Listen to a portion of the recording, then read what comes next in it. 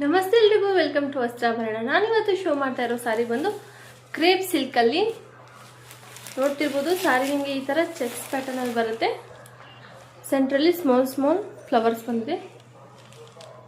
Border ಈ ಥರ ಬರುತ್ತೆ.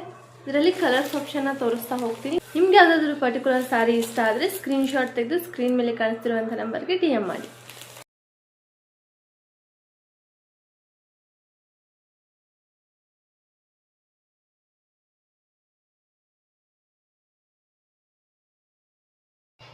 ಈ ಕಲರ್ ಕಾಂಬಿನೇಷನ್ ನೋಡ್ತಿರ್ಬೋದು, ತುಂಬಾ ಚೆನ್ನಾಗಿದೆ.